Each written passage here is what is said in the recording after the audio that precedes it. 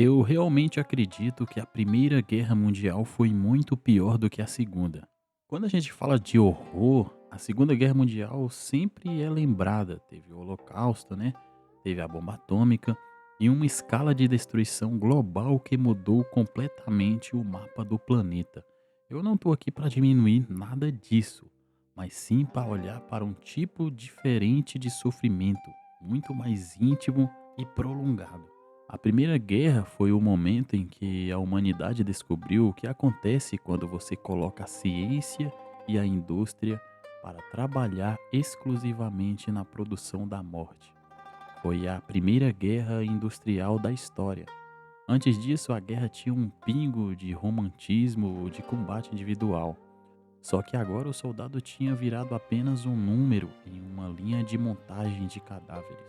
Imagina o choque de um jovem que foi criado ouvindo histórias de glória e cavalaria, mas que de repente se vê preso em um buraco de lama por 4 anos.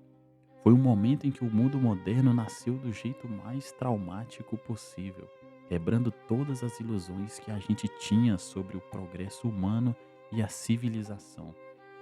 Nessa conversa que eu quero ter com você, eu quero focar na brutalidade diária. A Primeira Guerra Mundial é de um nível de pesadelo psicológico e físico sem tamanho, onde a mente moderna mal consegue conceber sem dar um nó, algo que vai além das estatísticas de mortos. Então, antes de fechar o seu conceito sobre qual guerra foi a vencedora em termos de atrocidade, eu só quero te mostrar o porquê da Grande Guerra ser, na minha opinião, o ponto mais sombrio da experiência humana no campo de batalha. Para começar, esquece completamente aquela ideia de guerra de movimento que a gente vê nos filmes da Segunda Guerra, com tanques atravessando países, paraquedistas saltando cidades. Na Primeira Guerra, o que mandava eram as guerras das trincheiras. Imagine que você não está lutando por uma cidade, mas sim pela posse de uma vala de 2 metros de profundidade, cavada no meio do nada. Essas trincheiras não eram apenas buracos, elas eram labirintos claustrofóbicos de lama e desespero. Você vivia ali por meses, vezes anos, cercado por paredes de terra que poderiam desmoronar com uma bomba que estourasse ali perto. O horizonte de um soldado era literalmente uma parede de barro, e o céu era apenas uma fresta onde a morte podia cair a qualquer momento em forma de artilharia. E a lama era um personagem vivo nessa guerra. Não era um barro de chuva comum, era uma mistura viscosa de terra, pólvora, urina, esgoto e restos mortais que nunca secavam. Os soldados dormiam nela, comiam nela e muitas vezes morriam afogados nela se caíssem em uma cratera profunda demais durante a noite. Viver encharcado até os ossos era o estado padrão de existência dentro de uma trincheira. Se olhar para dentro da trincheira já era horrível, imagine para fora, que era um vislumbre do inferno. Entre a sua linha e a linha do inimigo existia a terra de ninguém. Era um pedaço de terra devastado, sem uma única árvore em pé, coberto por quilômetros de arame farpado. E o pior de tudo era a estagnação. Na maioria das vezes, as linhas de batalha praticamente não se moviam.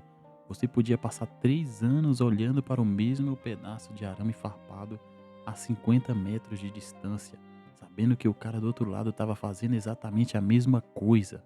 Essa imobilidade criava uma sensação de inutilidade que simplesmente derretia a mente dos homens. Quando os generais finalmente decidiam que era hora de atacar, eles sopravam um apito e você tinha que ir por cima. Isso significava sair da sua zona de segurança e correr em direção às metralhadoras inimigas no meio daquela lama. Era um suicídio assistido. Milhares de jovens eram sacrificados em minutos para tentar capturar uma trincheira inimiga que ficava a poucos metros. Para você ter uma noção do absurdo, em batalhas como a do Somme, não sei se é assim que pronuncia, morriam 50 mil pessoas em um dia para tentar avançar o que você caminha tranquilamente indo até a padaria da esquina. O custo em vidas humanas por cada metro de lama conquistado era algo que desafiava a lógica. Era uma matemática de morte onde o resultado era sempre o mesmo. Essa rotina de viver como um rato em um labirinto de terra esperando um apito que provavelmente selaria o seu destino por um ganho territorial irrelevante, moía a sanidade de qualquer um. Na Segunda Guerra existia a esperança do avanço, de chegar na próxima cidade, de ver o fim da estrada. Na primeira, a estrada era um buraco sem fim que não levava a lugar nenhum. Agora vamos falar das doenças. Se a bala não te achasse, o chão que você pisava te matava. A gente precisa falar do horror do pé de trincheira, que era uma doença muito comum nos soldados na Primeira Guerra. Imagine ficar com os pés mergulhados em uma lama gelada e contaminada por semanas, sem nunca tirar os coturnos. Se você já serviu o exército, você sabe que um único dia com o pé úmido sem você trocar a meia é terrível. Imagine semanas nessa situação. A pele começava a absorver tanta água que ficava branca, inchada e depois simplesmente começava a apodrecer com você vivo. Você literalmente começava a entrar em processo de decomposição enquanto ainda estava vivo. E muitas vezes era necessário amputar os seus pés. E as situações dos hospitais de campanha também não era das melhores, tinha muita falta de higiene. E não era só a lama que você dividia espaço dentro de uma trincheira. Você também dividia espaço com os ratos. Eles tinham um banquete infinito de corpos espalhados pela terra de ninguém. Eles cresciam até o tamanho de gatos domésticos. Você tentava dormir e sentia o peso deles correndo em cima do seu peito, ou pior, tentando roer as suas rações ou as suas feridas. Além dos ratos, tinha os piolhos, que estavam em cada costura da sua farda, causando uma coceira insuportável, transmitindo a febre das trincheiras. Era uma luta constante de seres que te viam como uma comida. A higiene era algo inexistente, um conceito que morreu na primeira semana de combate. O cheiro era uma mistura insuportável de carne em decomposição, esgoto a céu aberto, fumaça de pólvora e suor acumulado de meses. E é aqui que, na minha opinião, a Segunda Guerra, por mais horrível que fosse, o soldado ainda se movia, passava por vilas, às vezes conseguia um descanso longe da linha de frente. Na primeira você ficava ali, estagnado, apodrecendo no mesmo buraco por anos, cercados por dejetos e doenças, esperando um fim que raramente era rápido e indolor. Também tem as armas químicas, que na minha opinião é uma das coisas mais covardes dessa guerra. O gás na Primeira Guerra Mundial foi um trauma tão profundo que a humanidade teve que proibir o uso depois, porque era sadismo puro. Tudo começou em 1915 com o gás cloro. Você tá lá dentro da sua trincheira e vê uma nuvem esverdeada rastejando pelo chão. Quem respirava aquilo sentia o cloro agir com a água dos pulmões e formar ácido. E o resultado era o que os médicos chamavam de afogamento seco. Seus pulmões se enchiam de fluido e você morria sufocado, torcendo pedaços do próprio tecido pulmonar sem que ninguém pudesse fazer nada.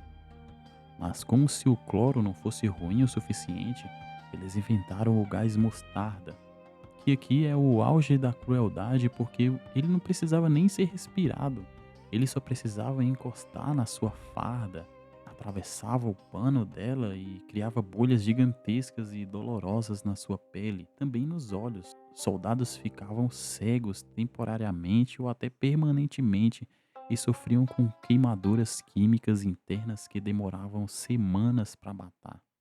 O gás mostarda ficava impregnado no solo e nas roupas, transformando a trincheira em um ambiente tóxico por dias. E o impacto disso não era só físico, era um terror psicológico que só dá para comparar com pouca coisa na Segunda Guerra. O medo era constante, qualquer neblina matinal ou cheiro estranho causava pânico nos soldados.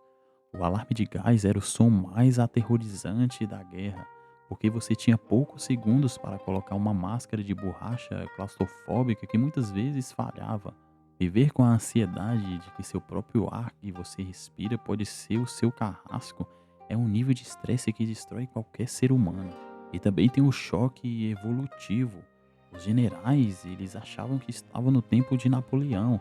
Eles mandavam os jovens irem de peito aberto, carregando baionetas, usando cavalos contra metralhadoras que davam 600 tiros por minuto. Foi o maior massacre da história da carne contra o aço. Foi a transição tecnológica mais violenta que já assistiu. Eles não sabiam o que estava fazendo e quem pagou a conta foi uma geração inteira de jovens que foram usados como peças de reposição em uma máquina industrial de matar.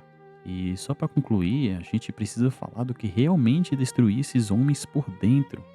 O impacto psicológico de uma guerra que não tinha um porquê. Diferentemente da Segunda Guerra Mundial, que por mais terrível que fosse, o soldado tinha um propósito bem definido. Ele estava lutando contra o avanço do nazismo e do fascismo, tentando salvar o mundo de uma ditadura global. Havia um vilão claro, uma missão moral e a sensação de que o sacrifício servia para algo maior. Já na Primeira Guerra, esse propósito simplesmente não existia, porque o soldado que estava na lama, ele foi para uma guerra à toa. Um efeito dominó de alianças diplomáticas e egos imperiais que ninguém no fronte entendia direito. O pessoal morria aos milhões para conquistar um pedaço de lama que não valia nada, servindo de bucha de canhão em uma disputa de poder entre reis e imperadores que eram primos entre si. Essa falta de sentido criou um vazio existencial que o cérebro humano não consegue processar. Isso gerou a famosa neurose de guerra. Não era apenas o trauma físico das explosões constantes, mas o colapso mental de perceber que você estava sendo triturado por uma máquina industrial por motivo nenhum.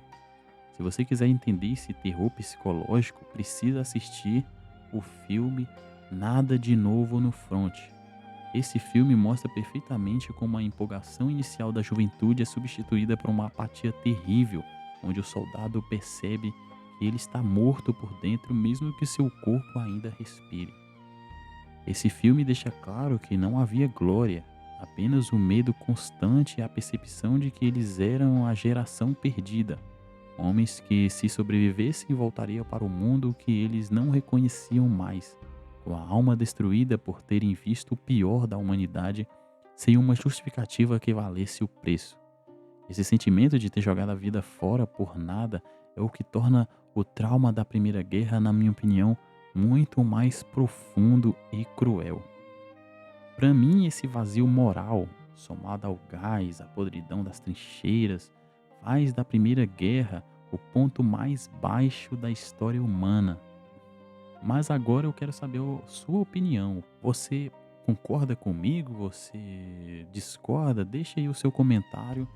E se você gostou desse vídeo, curta, compartilhe, se inscreva no canal e ative as notificações para mais vídeos como esse. Até mais.